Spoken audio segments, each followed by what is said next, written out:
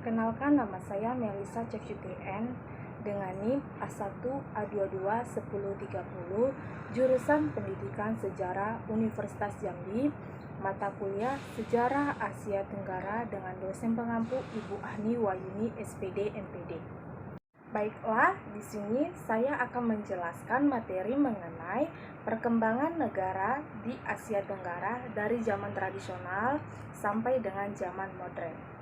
Terus saya akan menjelaskan letak geografis dari Asia Tenggara. Asia Tenggara adalah wilayah geografis yang terletak di sebelah selatan benua Asia dan di sebelah timur laut benua Australia. Wilayah ini mencakup negara-negara dan pulau-pulau yang terletak di sekitar Laut Tiongkok Selatan, Laut Andaman, dan Samudra Hindia. 11 negara yang termasuk dalam Asia Tenggara. Yang pertama ada Indonesia, yang kedua ada Malaysia, yang ketiga ada Thailand, yang keempat ada Filipina, yang kelima ada Vietnam, yang keenam ada Singapura, yang ketujuh ada Brunei, yang kedelapan ada Myanmar, biasa disebut dengan Burma, yang kesembilan Kamboja, yang kesepuluh Laos, dan yang terakhir adalah Timur Leste. Sejarah Asia Tenggara dimulai sejak zaman prasejarah. Masyarakat dan kebudayaan di Asia Tenggara di kemudian hari berkembang menjadi beragam budaya dan bangsa yang berbeda-beda dan spesifik, dengan pengaruh dari budaya India dan budaya Tiongkok.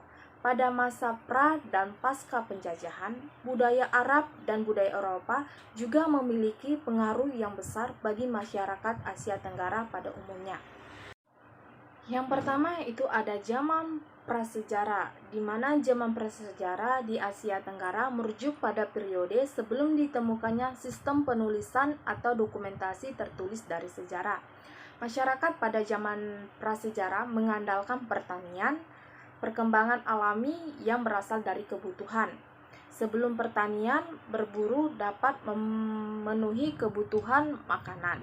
Masyarakat Asia Tenggara telah melakukan berbagai kegiatan seperti memelihara hewan, di mana hewan pada masa prasejarah itu adalah ayam, anjing, dan babi, dan menanam beberapa tanaman. Para ahli prasejarah berpendapat teknik bercocok tanam pada sawah dikenal masyarakat Asia Tenggara. Yang kedua adalah zaman perundagian awal. Sekitar abad kelima sebelum Masehi, penduduk dari daerah Dong Son yang sekarang termasuk dalam wilayah Vietnam telah mampu menguasai keterampilan dasar pengolahan logam. Hasil kebudayaan logam mereka adalah yang paling tua yang telah ditemukan oleh para arkeologi di Asia Tenggara. Pada sekitar tahun 2500 sebelum Masehi, bangsa Melayu mulai menyebar di wilayah semenanjung dan memperkenalkan teknologi primitif pengajaran logam yang telah mereka kuasai di wilayah ini. Sekitar tahun 1500 sebelum Masehi, bangsa Mon mulai memasuki wilayah Burma, di mana wilayah Burma itu adalah Myanmar. Sedangkan bangsa Thai datang lebih belakangan dari daerah selatan Cina ke daerah Asia Tenggara untuk kemudian menempati pada sekitar milenium pertama Masehi. Baiklah, di sini saya akan menjelaskan tentang kerajaan-kerajaan kuno. Kerajaan-kerajaan kuno di Asia Tenggara pada umumnya dibagi menjadi dua kategori, yaitu yang pertama ada kerajaan agraris, di mana kerajaan agraris ini adalah kegiatan utamanya di bidang pertanian. Mereka kebanyakan terletak di semenanjung Asia Tenggara. Yang kedua adalah kerajaan maritim, di mana kerajaan maritim ini adalah kegiatan utamanya adalah perdagangan melalui laut. Selanjutnya adalah penjajahan Eropa.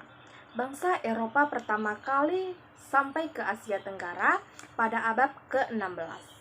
Ketertarikan di bidang perdagangan lah yang umumnya membawa bangsa Eropa ke Asia Tenggara. Sementara para misionaris turut serta dalam kapal-kapal dagang dengan harapan untuk menyebarkan agama Kristen ke wilayah ini. Portugis adalah kekuatan Eropa pertama yang membuka akses jalur perdagangan yang sangat menguntungkan ke Asia Tenggara tersebut. dengan cara menaklukkan Kesultanan Malaka pada tahun 1511. Belanda dan Spanyol mengikutinya dan segera saja mengatasi Portugis sebagai kekuatan-kekuatan Eropa utama di wilayah Asia Tenggara. Asia Tenggara pada masa kini, yaitu pada masa modern. Asia Tenggara modern memiliki ciri-ciri pertumbuhan ekonomi yang tinggi pada sebagian besar negara-negara anggotanya dan semakin dekatnya integrasi regional. Singapura, Brunei, dan Malaysia secara tradisional mengalami pertumbuhan yang tinggi dan pada umumnya dianggap sebagai negara-negara yang lebih maju di wilayah ini. Thailand, Indonesia, dan Filipina dapat dianggap sebagai negara-negara berpenghasil menengah di Asia Tenggara. Sementara Vietnam pada beberapa waktu terakhir juga mengalami pertumbuhan ekonomi yang pesat. Beberapa negara yang masih tertinggal pertumbuhannya adalah Myanmar, Kamboja, Laos, dan Timur Leste yang baru merdeka. Pada tanggal 8 Agustus 1967, ASEAN didirikan oleh Thailand, Indonesia, Malaysia, Singapura, dan Filipina. Setelah diterimanya Kamboja ke dalam kelompok ini pada tahun 1999. Timur Leste adalah satu-satunya negara di Asia Tenggara yang bukan merupakan anggota ASEAN. Tujuan ASEAN adalah untuk meningkatkan kerjasama antar komunitas Asia Tenggara. Dapat disimpulkan perkembangan Asia Tenggara dari zaman tradisional sampai dengan zaman modern, yaitu mulai dari zaman prasejarah. Yang kedua ada zaman perundagian awal.